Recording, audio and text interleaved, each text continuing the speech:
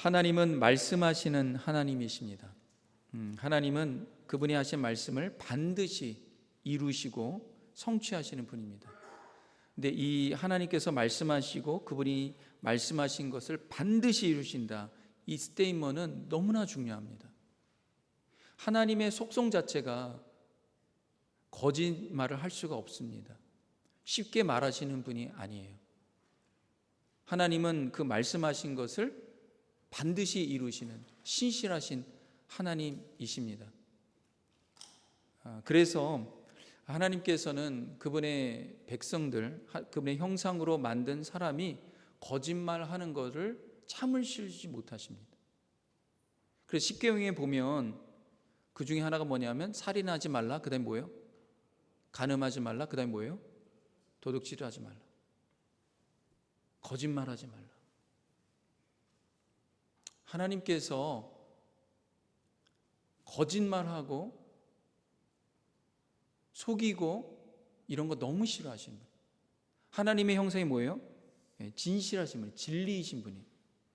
그분이 하신 말씀은 창세기서부터 요한계시록까지 1.1핵이라도 변개하지 않는다.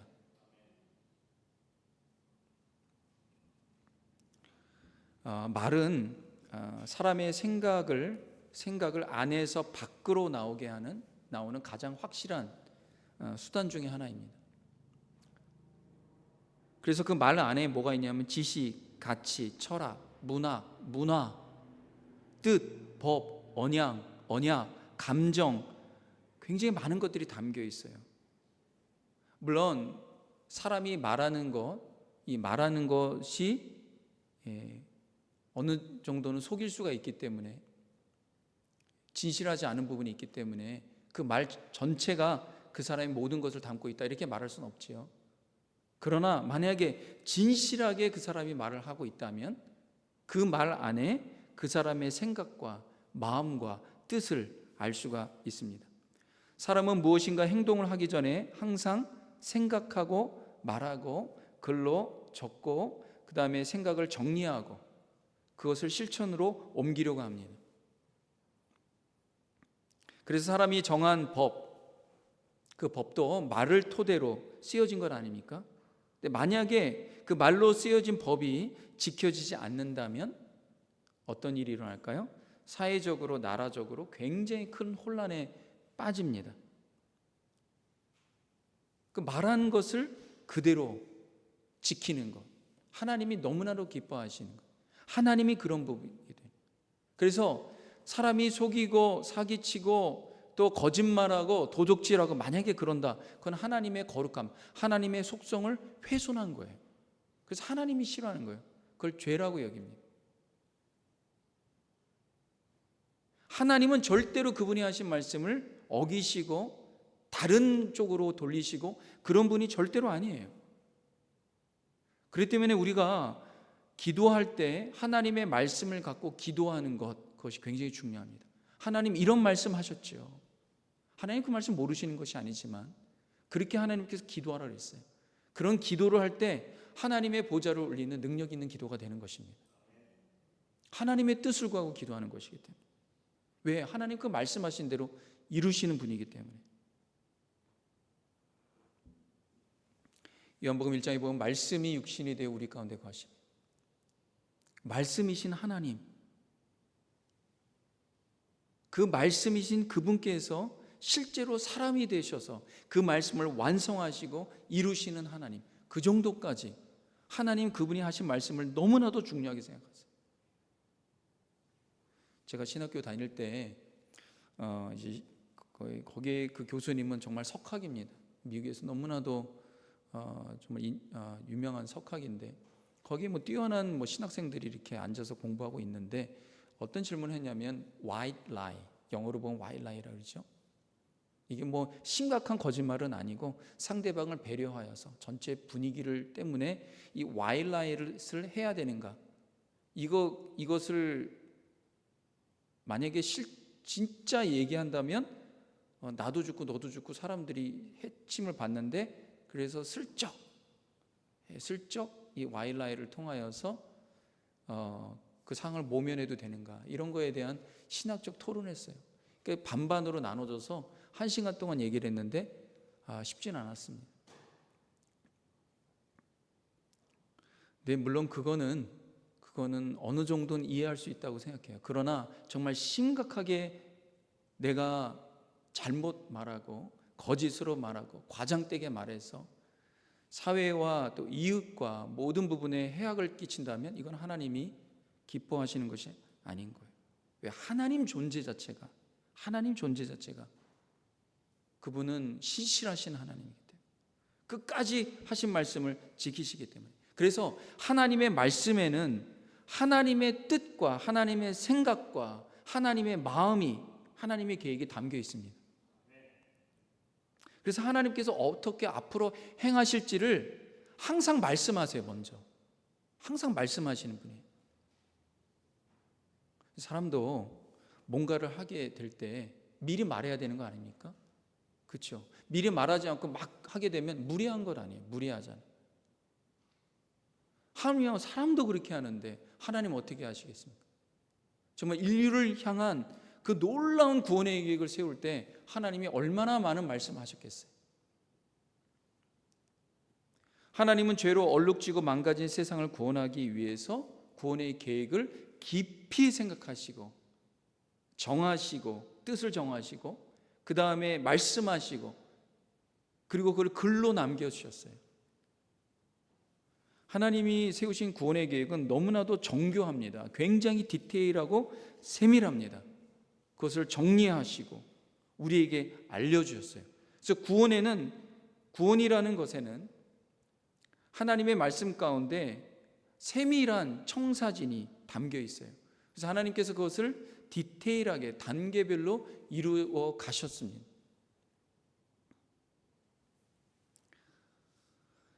우리가 집을 지어도요, 다 청사진이 있습니다.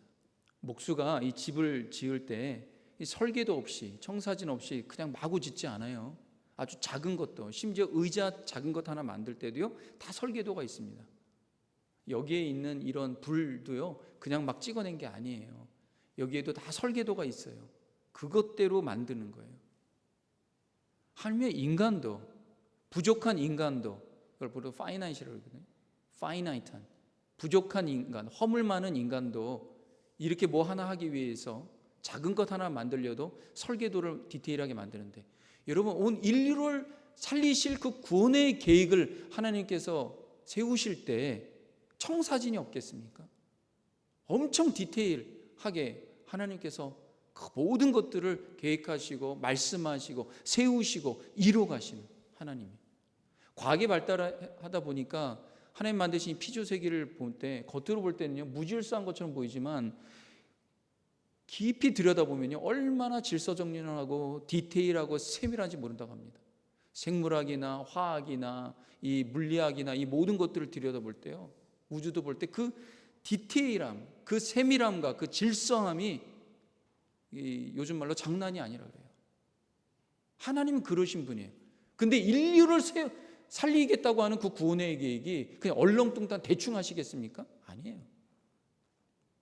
하나님은 계속되게 말씀하시고 계속 그것을 우리에게 알려주시고 디테일하게 곳곳에 놓으셨어요. 그래서 구약 성경에 보면 하나님이 구원의 길을 어떻게 세우시는지를 곳곳에 알 수가 있어요. 그 중에 우리가 이사야서의 53장의 말씀을 우리가 보고 있는데, 이 53장을 통하여서 메시아가 어떻게 세상을 구원할지 하나님이 하신 말씀을 보면서 특별히 여기에는 예수 그리스도의 십자가의 죽음을 그대로 묘사하고 있어요. 내가 앞으로 내 아들 예수님을 보낼 때 이런 메시아로 보내겠다. 그래서 굉장히 디테일합니다. 그걸 살펴볼 때 하나님께서 우리를 얼마나 정말 지난주에 말씀 나눴던 것처럼 진심으로 사랑하시고 진심으로 구원하기를 원하시는지를 한번 살펴보면 좋겠습니다. 첫 번째는 이것입니다. 하나님께서 그 아들을 이 세상에 구원할 메시아로 보낼 때 예수님은 세상 죄를 짊어질 어린 양과 같이 고난 가운데서, 괴로움 가운데서도 아무 말씀하지 않으시는 침묵하는 분이 될 것이다. 그렇게 말씀하고 있어요. 오늘 7절에 있는 말씀인데요. 다 같이 한번 읽어보도록 하겠습니다. 시작. 그가 곤욕을 당하여 괴로울 때에도 그의 입을 열지 아니하였으며 마치 도수장으로 끌려가는 어린 양과 털 깎는 자 앞에서 잠잠한 양같이 그의 입을 열지 아니하였도다. 이렇게 말씀하고 있습니다. 그가 곤욕을 당하여 괴로울 때 또 그의 입을 열지 아니하였다는 거예요. 잠잠하였다는 거예요.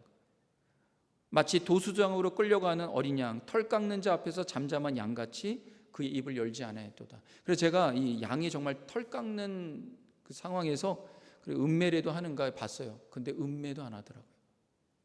조용히 있어요. 그냥 앉아갖고 털 깎는 자가 윙윙 하는데도 가만히 있어요. 이 말씀을 이사야 선지자가 이 유다 백성들에게 전합니다. 내가 보낼 메시아는 곤욕당하고 괴로울 때 입 열지 않겠다. 여러분, 내가 억울함 당하고 힘든 일을 당하면 내 아픔과 힘든 것을 말하지 않습니까? 표현하는 것이 우리들이에요. 근데 내가 보낼 메시아는 그렇게 하지 않을 것이다 라고 말합니다. 이사야 선지자는 유다의 네 왕 우시야, 요담, 아하스, 히스기야, 우시야, 요담, 아하스, 히스기야가 활동할 때 내 왕이 바뀔 때까지 활동했던 이 선지자입니다. 그러니까 예수님 태어나기 전 약 740년 전부터 히스기야 마지막까지 686년 동안 이사야 선지자가 약 50년간 하나님의 말씀을 유다 백성들에게 전했어요. 여러분, 50년 동안. 근데 이사야 선지자만 전한 게 아니라 이 당시 때 많은 선지자들이 있었습니다. 여러 선지자들이 있었어요. 그 중에서 대표적으로 이사야 선지자, 예레미야 선지자, 이런 선지자들을 말씀을 우리가 지금껏 알게 된 건데 글로 써 있어서 하나님께서 그렇게까지 하셨어요. 말씀만 하는 게 아니라 글로 써서 남겨둬서 하나님의 구원의 계획이 어떻게 이루어지는지, 얼마나 세상을 향한 하나님이 그 마음과 생각이 얼마나 간절한지 좀 알아라. 이 대선지자가 50년 동안 하나님의 말씀을 전하는데도 듣질 않는 거예요. 저 백성 안 들었어요. 그럼에도 불구하고 하나님은 자기 백성을 너무나 사랑하셔서 메시아를 보낼 구원의 메시지를 끝까지 알려주십니다. 끝까지 알려주세요. 이게 하나님의 사랑이에요. 하나님의 신실한. 하나님은 그렇게 마음 먹으셨어요. 우리는 어떻습니까? 나를 변절하고 나를 싫다고 떠나는 사람, 끝났어. 우리 이런 거 아닙니까? 세상은 그럴 수밖에 없어요. 악함과 죄악이 있기 때문에 어쩔 수 없는 거예요. 근데 하나님이 그걸 감내하시면서 끝까지 내가 널 사랑하기로 마음먹었다. 그러면 끝까지 가는 거예요. 하나님의 헤세드의 사랑, 신실한 사랑 아닙니까?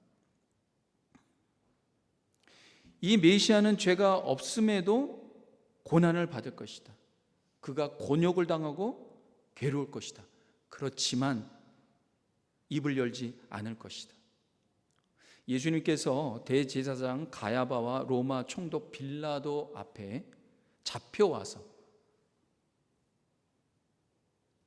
앞뒤로 묶여서 잡혀와서 신문 당할 때, 재판석에 신문 당할 때 침묵하신다라는 사실을 복음서에 너무나 자세히 나와 있어요. 신문을 당하고 십자가상에서 고난당하고 채찍질 맞고 정말 모욕당하고 수치당하고 그럴 때 예수님은 거의 말씀이 없으셨어요. 말씀에도 너무나 짧게 말씀하셨어요. 한국어 신약 성경, 여러분 이 성경에 보면은 이 예수님의 말씀은 다 빨간 줄로 되어 있습니다. 근데 예수님이 고난당하실 때 그 빨간 줄이요 너무 작아요. 아주 작습니다. 한번 복음서 보십시오. 거의 말씀 안 하세요. 어떤 복음서는 아예 빨간 줄이 거의 없는 경우가 있어요. 보통 법정에서 피고석에 서면 피고는 최대한 자신이 얼마나 무고한지를 변호합니다. 심지어 죄가 명백한데도 돈으로 변호사를 잔뜩 사갖고 내가 죄를 지었지만 내가 심신미약이다, 내 멘탈이 좀 약해갖고 그런 죄를 지었다, 그리고 은근슬쩍 넘어가는 것, 그게 사람 아닙니까? 근데 예수님은 죄가 전혀 없는 분이에요. 의로운 분이에요. 심지어요, 총독, 그 당시 로마 총독인 빌라도가 예수님이 너무나 가만히 있으니까 내가 너를 대신해서 변호한, 빌라도가 변호합니다. 여러분, 총독 당시에 지배자의 나라의 총독인 사람은요, 누굴 변호하는 게 아니에요. 조금만 죄가 있으면 더 많은 죄를 이제 이렇게 물려갖고 감옥이나 더 심한 처형을 처하도록 하는 게 그 당시 때 고대 문화의 습성입니다. 근데 빌라도가 예수님을 보니까 완전히 다르죠. 이거는 무죄한 정도가 아니라 너무 의롭고, 심지어 이 유대인들이 이해가 안 가는 거예요. 지금까지 그 망나니 같은 헤롯을 왕으로 삼으면서 얼마나 고생했는데, 야, 나 같으면은 정말 내가 만약에 이 예수라는 이 사람이 로마인이었다면 나 황제로 삼겠다, 그런 마음이 들 정도로. 그래서 유대인들에게 이 예수님을 어떻게 해요? 변호합니다. 그게 요한복음에, 복음서에 여러 곳에 있어요. 요한복음 19장 6절, 그곳에 한 곳인데, 대제사장들과 아랫사람들이 예수를 보고 소리질러 이르되 십자가에 못 박으소서, 십자가에 못 박으소서 하는지라 빌라도가 이르되 너희가 친히 데려다가 십자가에 못 박으라. 나는 그에게서 죄를 찾지 못하였노라. 여러분, 그 전에는요, 지금 이때가 채찍질하고 난 다음이에요. 채찍질하기 전에는 빌라도가 뭐라 했냐, 내가 아무 죄도 찾지 못하였다. 너희가 왜 그러냐, 내 이해가 안 간다 그랬어요. 근데 이 사람들이 하도 십자가에 못 박으라 그러니까 좀 채찍질 해갖고, 로마의 그 당시에 채찍질 하면요, 보통 사람이 그냥 만시창이 되는 거예요. 반시불수 되는 거예요. 죽이기에는 빌라도가 원치 않으니까 채찍질 해갖고 사람들에게 망가진 예수님을 보고, 그러면 좀 측은지심이 생겨갖고 예수님을 좀 놓아주지 않을까, 이런 생각이 들었어요. 채찍질하고 예수님이 온몸에 피투성이가 되어서 홍포를 쓰고 가시면류관을 쓰고 온 예수님 보고 이 사람들이 더 광분해갖고 십자가에 못 박으라고 하는 거예요. 예수님 의로운데. 여러분, 이것이 세상입니다. 우리가 살아가는 인간이에요. 우리 의롭지 않아요.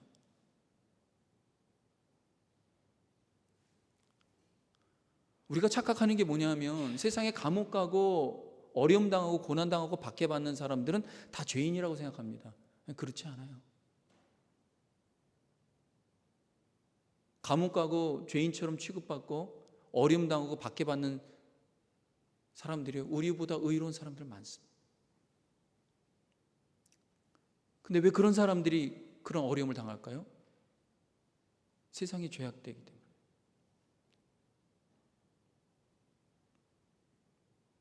세상은 돈 많으면은 법망까지도 피할 수 있는 것이 우리가 살아가는 세상이에요. 불의하지. 예수님은 가장 의로운 분인데 십자가에 못 박으라는 거예요. 심지어 그 당시 때 십자가에 못 박아야지만 마땅한 바라바를 놓아달라는 거예요. 그는 강도라 그랬어요. 그러니까 빌라도가 너무나도 황당하니까 그에게서 죄를 찾지 못하겠다. 나는 십자가에 못 박을 수 없다.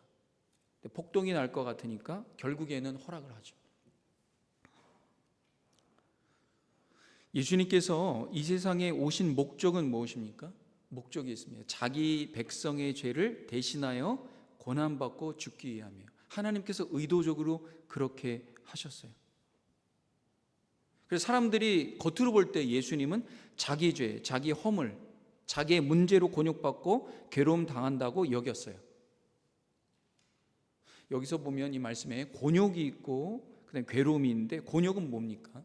외부적인 압력을 말합니다. 곤욕. 참 한국말을 너무 어렵게 번역을 했어요. 곤욕당하였다. 외부적으로 억압, oppress 당했다는 거예요. 프레스가 뭐예요? 누르는 거 아니에요. 외부적으로 눌림을 받았다는 거예요. 괴로움은 뭐냐? 그것으로 인해서 내적인 고통, 이 억울함, 불의하고 패역한 이것 가운데에서 소망이 없는 그 절망 가운데 내적 고통을 심하게 알았다.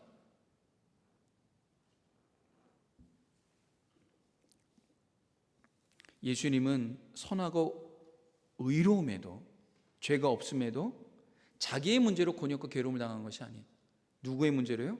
세상의 문제로, 다른 사람의 문제로, 우리의 문제로 인해서 그분은 고난과 괴로움을 당했습니다. 세상에 있는 자기 문제가 아니라 자기 죄와 자기 허물이 아니라 다른 사람의 문제와 허물과 죄로 악으로 인해서 고통당하는 사람들이 굉장히 많습니다.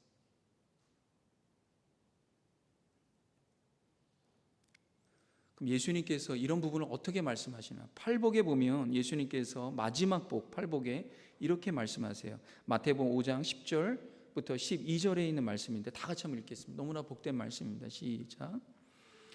의를 위하여 박해를 받은 자는 복이 있나니 천국이 그들의 것임이라. 나로 인하여 너희를 욕하고 박해하고 거짓으로 너희를 거슬러 모든 악한 말을 할 때에는 너희에게 복이 있나니 기뻐하고 즐거워하라. 하늘에서 너희의 상이 큼이라. 너희 전에 있던 선지자들도 이같이 박해하였느니라. 아멘. 처음에 심령이 가난한 자는 복이 있나니, 여기서부터 어디까지 가냐면 의를 위하여 박해를 받는 자는 복이 있나니. 이 복에 대한 부분이 그 당하는 것이 첫 번째 1단계에서 마지막 8단계까지 가는 거예요. 근데 마지막 단계가 뭐예요? 박해를 받는 거예요. 고난을 받는 거예요. 뭐 때문에? 내가 잘못해서 어려움당하고 곤욕당하는 것은 그래, 내가 잘못했으니까. 근데 의를 행하다가, 선을 행하다가 박해를 받는 거예요. 그런 자는 불행한 자가 아니라는 거예요. 그런 자는 뭐예요? 복이 있는 자라는 거예요. 의를 위하여 박해를 받는 자는 복이 있나니 천국이 그들의 것임이라. 나로 말미암아, 예수님 때문에 너희를 욕하고 박해하고 거짓으로 너희를 거스러 모든 악한 말을 할 때에는 뭐예요? 너희가 불행한 것이 아니라 너희에게 복이 있나니. 그 다음에 뭡니까? 기뻐하고 즐거워라. 기뻐하고 즐거워. 여러분이 잘못이 없는데 욕먹고 거짓으로 악한 말로 괴롭힘 당하고 박해받을 때 여러분 얼마나 사람 이러면 억울합니까? 내가 뭘 잘못했다고, 내가 누구한테 뭘 잘못한 것도 없고 너에게 뭐 해코지한 것도 없는데 왜 나한테 이러지? 그러면 여러분 우리가 어떻게 하면 그 억울함을 얼마나 입으로 다 얘기하잖아요. 그렇죠? 이 세상에선 얘기해야 되더라고요. 주변에 얘기해야 돼요. 그런데 그 얘기한다고 다 풀려지진 않아요. 어느 정도까지만, 완전히 안 풀려져요. 누가 나의 억울함을 다 풀겠습니까? 근데 그걸 풀 수 있는 분은 누구이냐? 이 세상에서 완전한 의로우이신, 그러나 누구보다도 많은 박해와 곤욕과 괴로움을 당하신 예수님만이 여러분이 당하는 모든 억울함을 온전히 이해할 수 있는 유일한 분임을 여러분 아시기 바랍니다. 심지어 여러분 배우자에게 얘기해도요, 이해가 안 되잖아요. 잘못 얘기했다가 또 싸워요. 너가 그러니까 그런 거야. 누가 나를 다 이해하겠습니까? 그걸 온전히 당하신 분, 온전히 당하신 분. 그래서 여러분 예수님 앞에 나아가서 여러분의 억울함, 여러분의 힘든 것 다 토로하시기 바랍니다. 예수님만이 모든 걸 이해할 수 있으세요. 왜? 그분은 완전히 의로우신 분이, 그분만큼 억울하신 분이 누가 있습니까? 여러분 솔직히 말해서요, 우리의 허물 있잖아요. 잘못 있잖아요. 그러나 목사님, 저 사람은요 70% 잘못했어요. 나는 30%예요. 그래서 30% 잘못했잖아요. 근데 예수님은 하나도 잘못 없습니다. 그러니까 얼마나 억울하신데 아무 소리도 안 하시고 아무 말씀도 안 하시고 그걸 다 받으셨어요. 여러분, 그러니까 그 내적인 괴로움, 고통이 얼마나 심하겠습니까? 그리고 우리는 말하니까, 우리가 뭐 말한다고 하나님 뭐라 그러지 않았어요. 왜? 그 고통이 너무 심하니 말하잖아요. 근데 예수님 아무 말씀도 안 하셨다는 거예요. 왜? 우리의 허물과 우리의 죄악을 다 짊어지시기 위해서.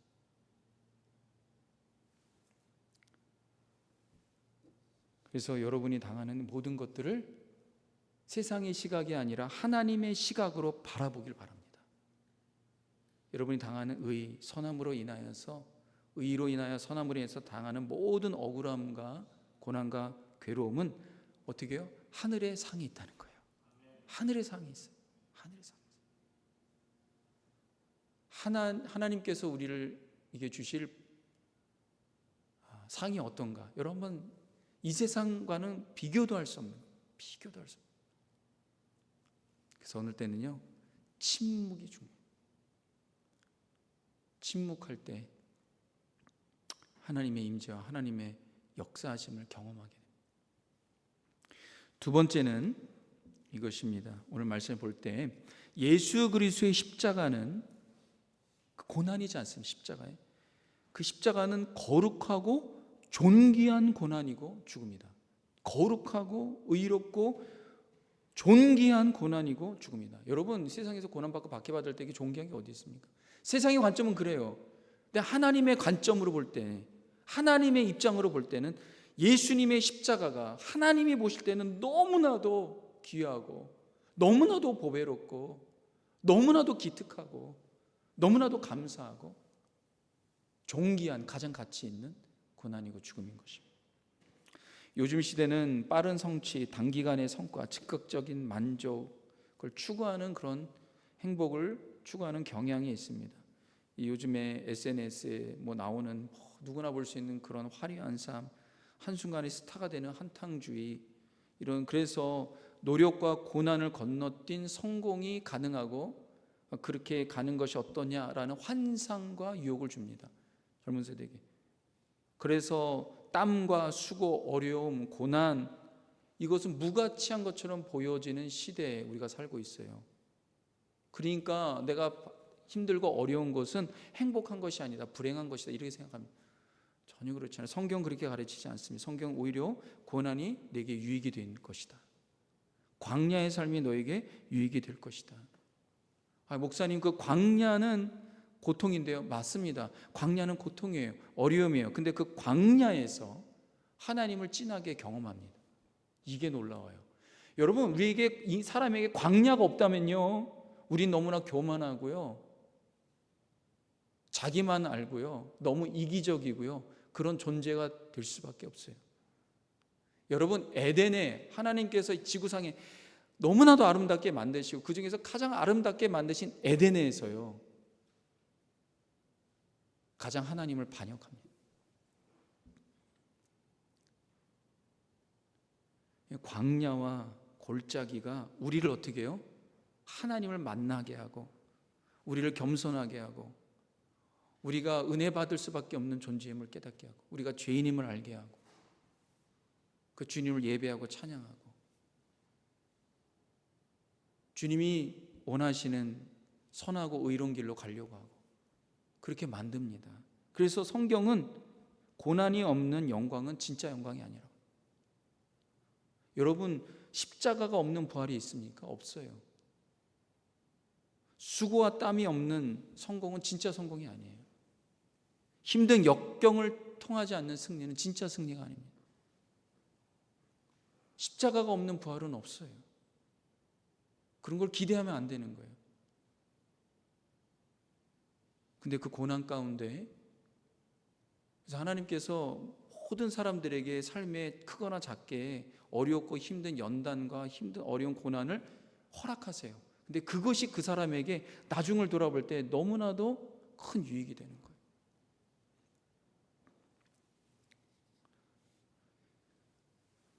예수님의 십자가의 고난은 존귀한 고난이고 거룩하고 의로운 죽음이다, 그렇게 말씀하고 있습니다. 9절 10절 한번 다 같이 한번 보도록 하겠습니다. 시작.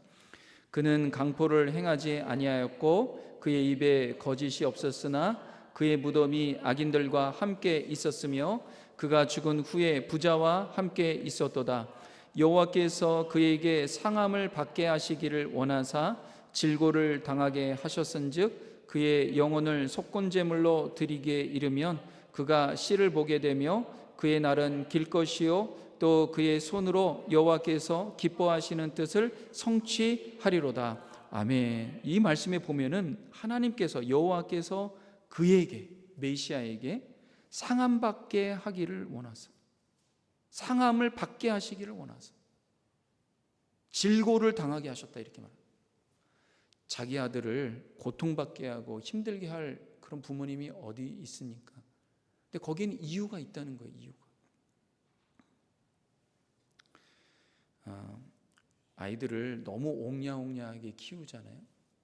그러면 아이가 부모님의 수염을 끄집어 당긴다는 거예요. 할아버지의 수염을 끄집어 당긴다는 거예요.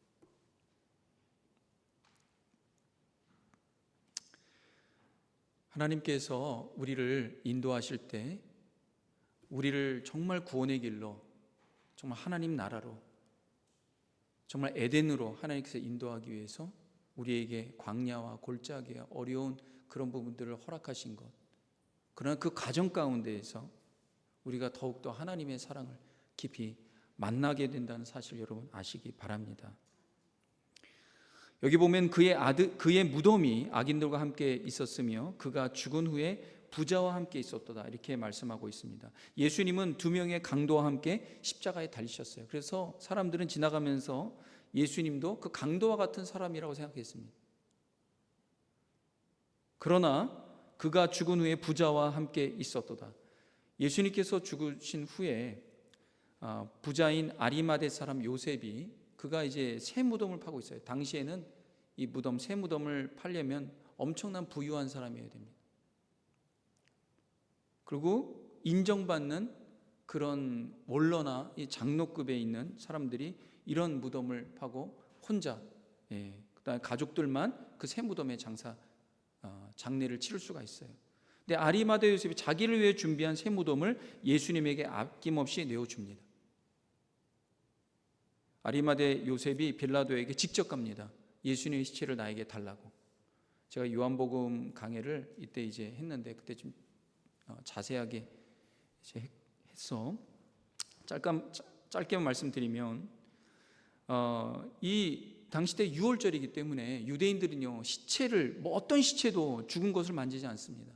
근데 공회원이고 사람들에게 존경받는 사람이 십자가에 처형당한 이 사람을 달라, 말이 안 되는 거예요. 아리마대 사람이 예수님을 어떻게 여겼다라는 생각이 듭니까? 세상에 어떤 것보다 귀한 자기의 명예, 이 사람들은 명예로 먹고 사는 사람들이에요. 내가 실추될 명예 아무것도 아닌 거예요. 예수님을 내가 얻는다면 예수님 그보다 훨씬 더 귀중한 분입니다. 그래서 빌라도 앞에서 예수님 시체를 달라고 그러는 거예요. 유월절 안 지켜도 돼. 여러분, 이 당시 때 유월절은요 아주 평범한 사람까지도요, 애들까지도 지켜야 돼요. 이번 지난주에 여기에 유대인의 절기가 있었습니다. 무슨 절기죠? 로시 용키푸인가요? 로시 하샤인가요? 네. 하샤나? 네, 그런 날이었어요. 네. 그래서 여긴 아이들이요, 일주일 내내 애들하고 그 유대인 그 검은색 하얀색 복장하고 걸어다니고 그랬어요. 근데 모든 사람들에게 존경받는 그러한 유대인 이 원로가 이 십자가에 처형받는 시체, 그 당시 때는 동물의 시체도 만지면 안 된다 그랬어요. 그럼 유월절 절기를 다 스킵해야 돼요. 일주일 내내 집 밖에 나갈 수도 없어요. 왜? 그 사람이 부정하기 때문에. 부정한 사람을 더 터치하면은 그냥 터치한 사람도 부정하기 때문에. 근데 이 사람이, 니고데모가 예수님의 시체를 달라고. 왜? 예수님 너무 존귀한 분이기. 나의 명예, 이 세상에 누리는 것 예수님이 아무것도 아닙니다.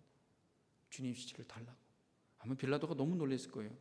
자기의 새 무덤에 안장하는데, 그때 공회원인 또 한 사람 니고데모가 모략과 침향을 섞은 것 100리트라를 가져옵니다. 하나의 리트라는 330g이에요. 근데 100리트라는 33kg이에요. 여러분 생각해 보세요. 모략과 침향, 이것이 뭐냐면 향유 원액이라고 보면 돼요. 여러분, 향유 원액 요만큼도요 지금으로 100불, 200불 됩니다. 우리가 쓰는 그 향유들 다 그 원액을 탄 거예요.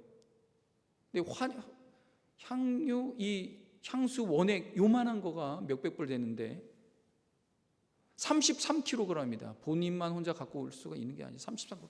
이런 몇 푸대를 가지고 하인들을 시켜갖고 아마 가지고 왔을 거예요. 엄청난 양입니다. 왜 이렇게 니고데모가 이 엄청난 양, 비싼 돈을 들여서 이걸 가지고 왔느냐? 이 33kg 100리트라의 모략과 침향은 보통 왕의 장례 때 사용하는 향품의 양입니다.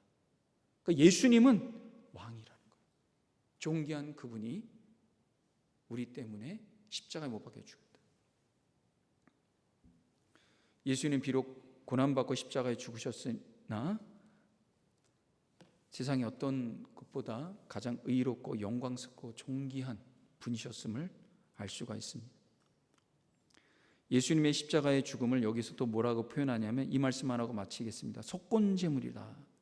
속건제물은 히브리어로 아샴이래요. 아샴. 속죄제물이라고 하죠. 그 속건제물이라고 씁니다. 이게 한번 말씀해 보십시오.